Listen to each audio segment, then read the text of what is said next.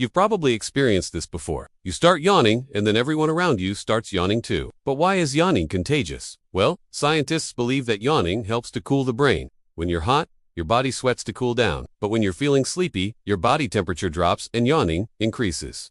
This is why we yawn when we're tired or bored. But it gets weirder. Scientists also believe that yawning spreads to others because it helps synchronize group behavior. So when one person yawns, the people around them yawn too, even if they don't realize it. This is why you should hit follow for more brain hacks. Because here's one brain hack that you can use to stop yawning. Take a deep breath in through your nose, hold it for 5 seconds, and then breathe out slowly through your mouth. This will help increase your alertness and reduce the urge to yawn.